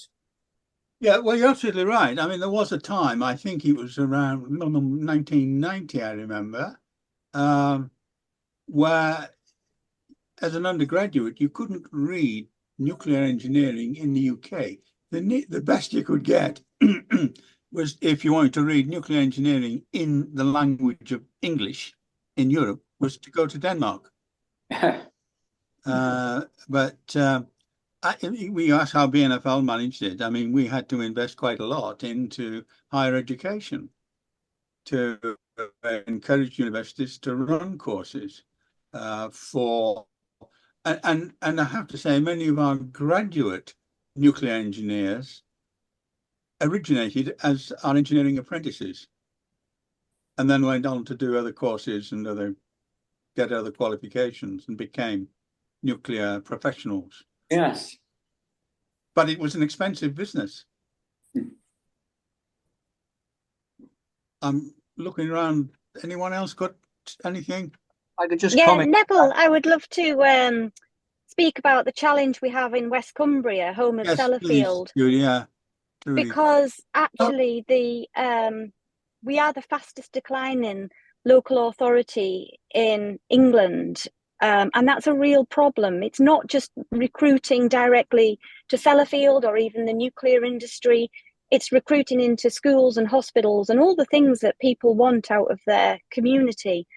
But it's also proved really difficult when I've had discussions with the NDA and Ewan Hutton and his predecessors about securing Rolls-Royce in particular, or any small modular reactor or new nuclear.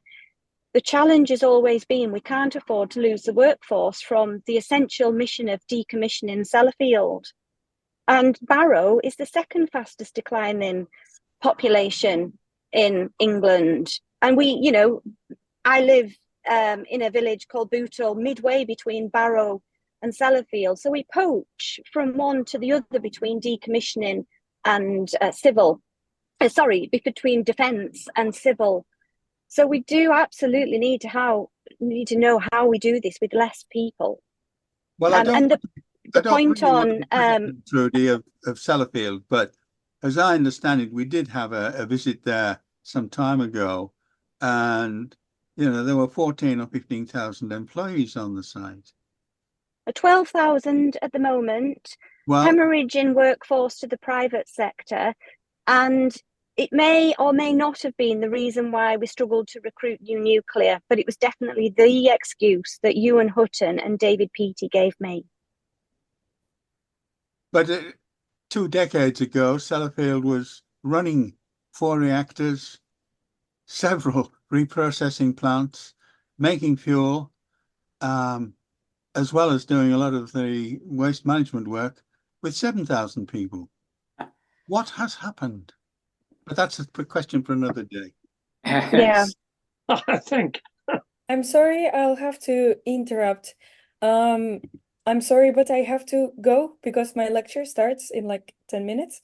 And I still need to get to uni. It was awesome listening to you. Absolutely interesting, but I'll be late for a lecture if I'll stay. Thank you. Thank you very much for your contribution. Yeah, my pleasure to present. And if you will have any more meetings, I would love to be there.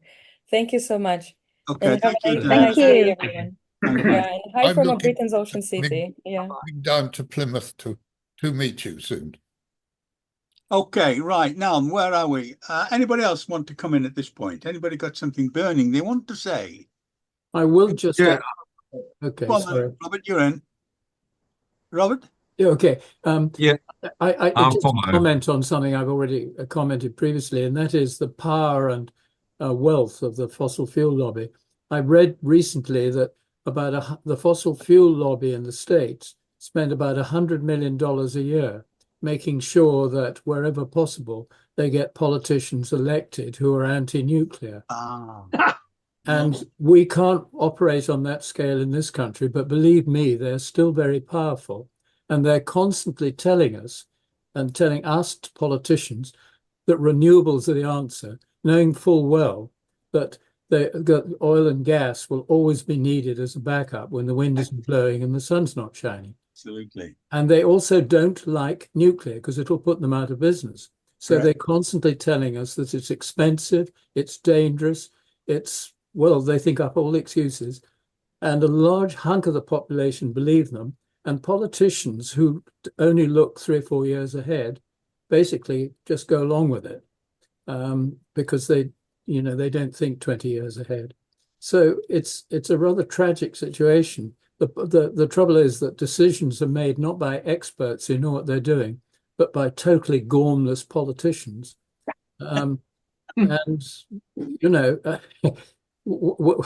there's really nothing the likes of us can do when you have a country running in this way. It's very difficult, but we mustn't give up, Robert. That's the important thing. But anyway, Wade, you want to come in? Robert? Yeah, Neville, I wanted to come in briefly. I think it's a very interesting debate that we've had. Oh, here we are, yeah. What I think is something perhaps Sone could work on. We've talked about lots of sites, lots of possibilities. If we could just sort of perhaps draw together the opportunities that exist for SMRs or whatever on the sites that we know about and sort of do an estimate of the energy capacity of those relative to whatever energy strategy might be emerging.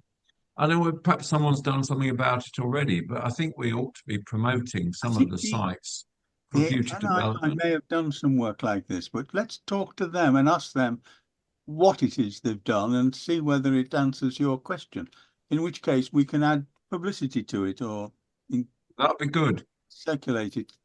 Can we capture that, John? I think we can. Yes. As an action. We'll talk. Yes. IA. Sorry, Wade. I think you wanted to come in. No, I only wanted to say that I was I'm looking forward to going down to Plymouth to talk to Diana and her fellow students in late November or early December, Right. following on this thing. But there was one other thing, although I share or did share with Robert his worries about the motives of the oil and gas industry. The fact that in the Rockefeller Center in New York, no less, there was this meeting of bankers and finance houses who decided that nuclear should be supported and funded. That seemed to me to be a turning point, and that was only last month in September. So I have great hopes. And the other great hope I have is that when young people go to a job interview and they say to the oil and gas recruiter, actually, I've changed my mind. I'm going to work in the nuclear industry. That is going to put the skids under the plans of oil and gas people in a way that you and I cannot achieve. So young people voting with their careers is going to what shifts things, although I agree that these things are actually much more flexible because people can move from one to the other. And in fact, what we need is people to come over from the oil and gas industry into the nuclear industry. This is the kind of thing that's got to happen. I wonder whether actually the tipping point is going to be when a large oil company suddenly realizes what money there's to be made in the nuclear world. Because at that point, suddenly there will be a huge rush. And I think that's not too far away because it's, well, as you say, Wade, is to do with the fact that if they can't get the people involved they need to run their businesses, they're going to have to change their businesses because it will not be a viable option for them not to. So all these things are working, I think, are on the side of the angels, frankly, when it comes to nuclear, and it become more and more obvious as time progresses that this super tanker that is this large energy change that needs to take place will happen, and it'll happen quite quickly once it gets going, I think. You know, it won't happen at all until it starts to change, and then when it starts to change, it's a rock slide, and it'll become a very big thing. But the oil industry is $100 trillion industry, yes, and the fact that certain banks are wanting to put 1.5 trillion in is a fair drop in the ocean. It's an enormous drop, but it's a vast ocean that needs to be changed. So it's a big thing, but I think you're right in that oil companies get to know that people don't want to work for them, are happy to go and work for a nuclear industry, and then the oil industries will go, well, we'll have some of that. Well, I've had several discussions, I have to say, with senior figures in the oil industry, and my theme is always to try and persuade them they're not in the oil business, they're in the energy business, and they should take a long-term view. Where is energy going? And if they do think carefully about it, I assure them they'll come to the conclusion they should be in the nuclear business before everybody else rushes in. I haven't got very far yet, no. Well, maybe the AI and the online world going towards nuclear. You know, Bill Gates is investing in it, and Bill Gates has been a supporter of her, yeah. And many of the big IT companies are looking for nuclear investment to support their own servers and so on. Yes. Maybe that's the beginning of the drive. Well, I think there's because the banks will follow them. A number of things that are happening, each in its own right is relatively modest, I suppose. But if you put them together, it's beginning to look like a coherent drift. Yeah. That's what we should play, I think. I think there is one problem you've ignored, is the fact that the oil-producing nations are still promoting oil because that's their main income stream, has been for many years. And until they find an alternative income source and are willing themselves to invest in nuclear, we shall find a resistance. They'll keep dropping the price of oil and making it even Well, they cheaper. are starting to invest. I believe Saudi Arabia has a big nuclear project. I took part in an early phase of that, but they're now proceeding with it. And is it Qatar? Yes, or one of the states is building a reactor, a Korean reactor at the moment. Yes. It's actually, I think, 5 decades ago, I know the Atomic Energy Authority got involved in the Middle East with the oil states, the oil people, who actually said, we want to use some of this enormous income we have to build systems that, for example, will provide fresh water from seawater, desalination. Yeah. And there was a lot of effort put into trying to get a nuclear power program going, which is ideal, of course, for big desalination plants. Well, that's where high temperature reactors come in, because they're heat sources for that purpose.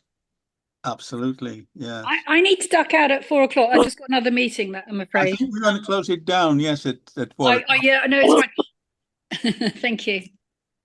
Hope to see you at Urenco. Yes. Well, yeah, don't hold your breath.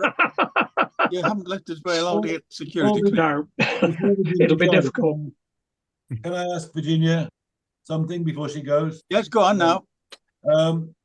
During your piece, you were quite supportive, or quite enthusiastic about offshore wind in particularly the North Wales area, and that's a particular gripe of mine, is that the North Wales coast has been absolutely polluted visually, that is to say, by this enormous wind farms in Liverpool Bay, and I can't see how anybody could even think about offshore wind and being enhanced. That's just my own personal opinion. It doesn't follow on from anything we discussed previously, but just I wanted to say that. No, that's fine. No, I understand that. I went out to New York actually with the Welsh First Select Committee, and we met with some of the developers out there to see what they've done out in the States. I mean, these will be so far out. On most days you won't actually be able to see them. I mean, they are literally so far out. So, yeah. But I take your point. But I think the reality is we sort of need to do everything if we want to keep the lights on.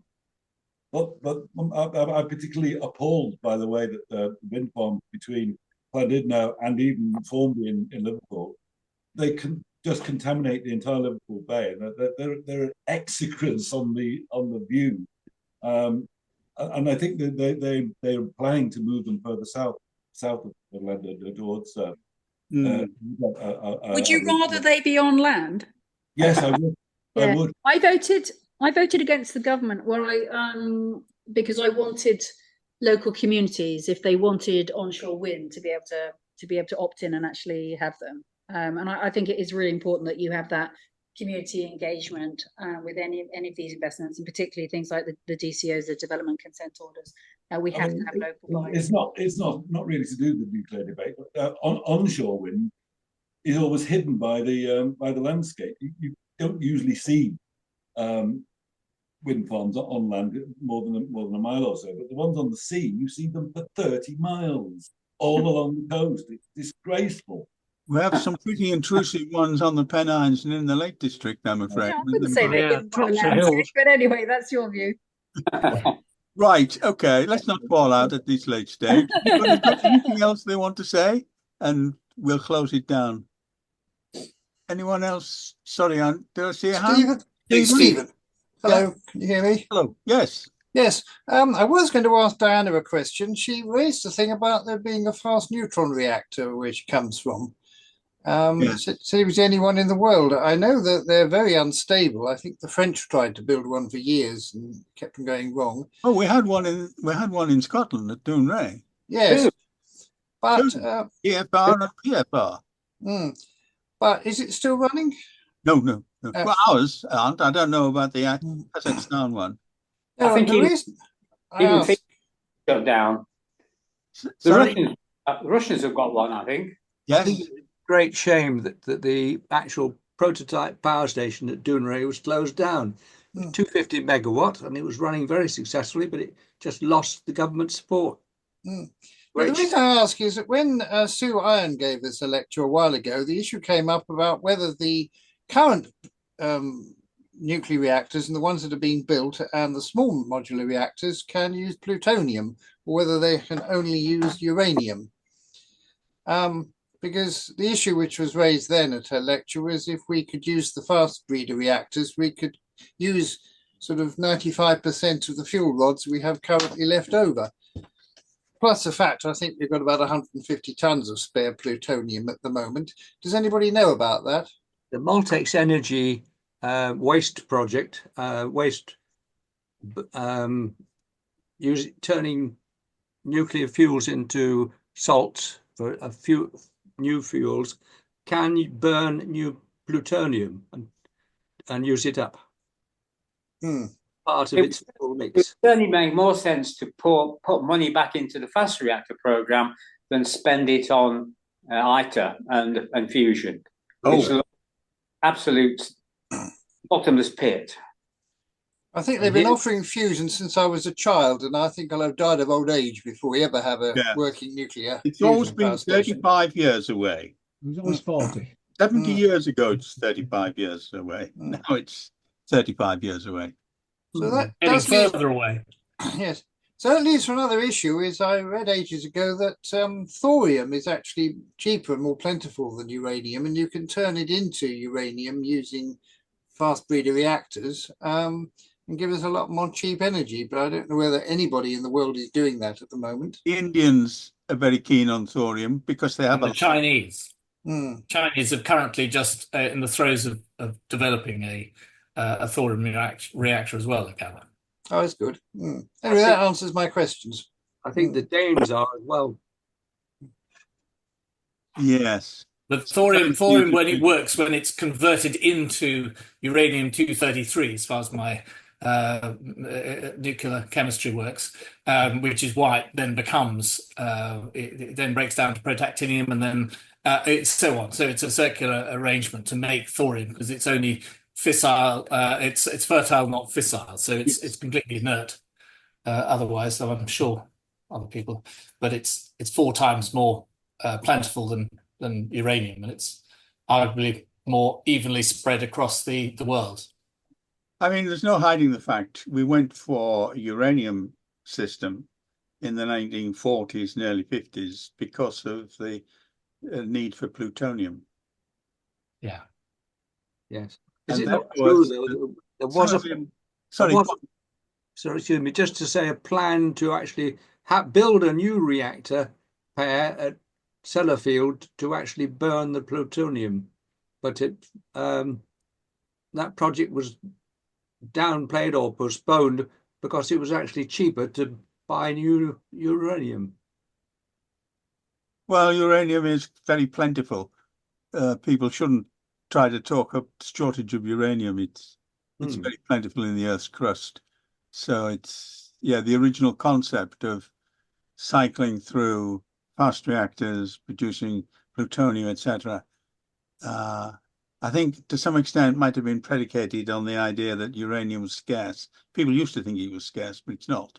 The problem is, as soon as it became fairly pricey, everybody went out looking for it, and unfortunately for uranium producers, everybody found it. Anyway, how are we doing? We're doing on time. It's about 4 o'clock, isn't it? Just coming up. Thank you, Chairman. You got a question? No, thank you. I'm ready out. All right. Anybody else? Anything you want to say before we close down? Except thank you all for your contributions. Thank you for participating. Thank you for joining us. And thank you to Wade and John for organising everything. It's gone very well. Thank you very much. Good afternoon. Thank you, everybody. And thank you, Wade. Thank you. Okay. Cheers, everyone. Okay. Goodbye.